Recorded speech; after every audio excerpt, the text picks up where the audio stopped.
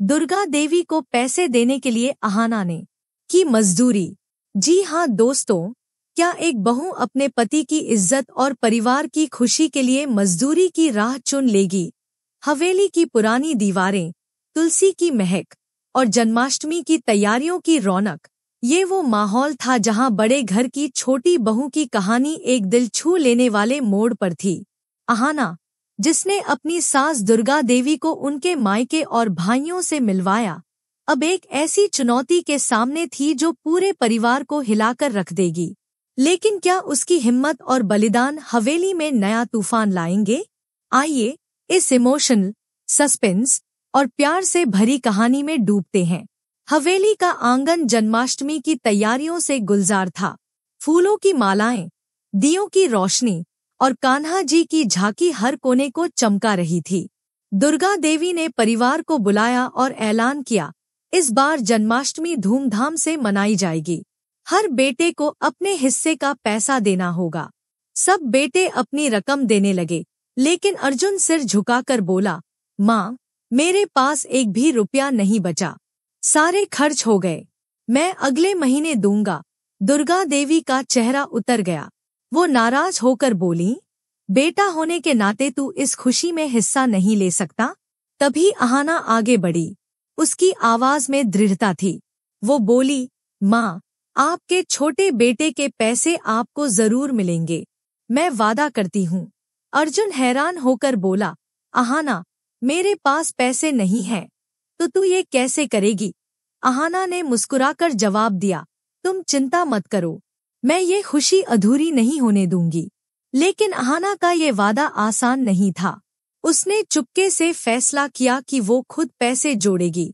अगले दिन जब हवेली में सब सो रहे थे, अहाना चोरी छिपे पास के बाजार गई और वहां बोरियां उठाने की मजदूरी शुरू की। पसीने से तरबतर, धूप में घंटों मेहनत करके उसने पैसे जुटाए। उसका एक ही मकसद था, अर्जुन की इज्जत और दुर्गा देवी की खुशी को बचाना। जन्माष्टमी की शाम को जब अहाना ने अर्जुन के हिस्से के पैसे दुर्गा देवी को सौंपे, तो हॉल में सन्नाटा छा गया। बुआ जी को मौका मिल गया। वो तंज कसते हुए बोली, ये पैसे कहाँ से आए? तू कहीं काम तो करती नहीं, जरूर कोई गलत काम किया है। अहाना का गुस्सा भड़क गया। वो सख्त लहजे में बोली, बुआ जी, मैंने अपनी मेहनत और मायके की बचत से ये पैसे जुटाए ताकि मेरे पति का सिर न झुके और माँ की खुशी पूरी हो। आप दूसरों पर इल्जाम लगाने से पहले खुद को देखें। बुआ जी का चेहरा लटक गया। किसी तरह ये बात दुर्गा देवी तक पहुंची कि अहाना ने मजदूरी करके पैसे जुटाए। उनकी आंखें नम हो गईं। वो अहाना को गले लगाकर बोली, तुझे मैंने बहू नहीं, बेटी माना। तूने मेरे लिए वो किया जो कोई और नहीं कर सकता। तू इस घर की शान है। दुर्गा देवी ने सबके सामने ऐलान किया, अहाना अपनी बीए की पढ़ाई पूरी करेगी। मैं उसे हर कदम पर साथ दूंगी। अहाना की आंखें खुशी से भर आईं। अर्जुन ने उसका हाथ थाम कर कहा, तू मेरी ताकत है अहाना। लेकिन बुआ जी कहाँ चुप रहने वाली थी। वो मन ही मन ठान चुकी थी कि अहाना को इस घर से निकालना है। वो अपने बेटे पोल्टू के साथ नई साजिश रचने लगी। जन्माष्टमी की रौनक में जब अर्जुन और अहाना झांकी सजाते हुए एक दूसरे की आंखों में खोए थे, बुआ जी ने चीख कर कहा, या तो ये अहाना रहेगी या मैं।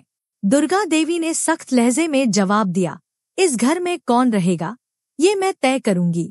अहाना ने मुझे मेरा मायका और भाई लौटाए। वो इस घर की बेटी है। बुआ जी का गुस्सा 7वें आसमान पर था। वो सोचती थी, अब अहाना को नीचा दिखाने के लिए कुछ बड़ा करना होगा। जन्माष्टमी की रात अर्जुन और अहाना की जोड़ी देखकर मेहमान मुस्कुराए। झांकी सजाते वक्त उनकी आंखों में प्यार और विश्वास की चमक थी। अर्जुन ने धीरे से कहा, अहाना, तूने मेरे लिए इतना किया, मैं तेरा हमेशा साथ दूंगा।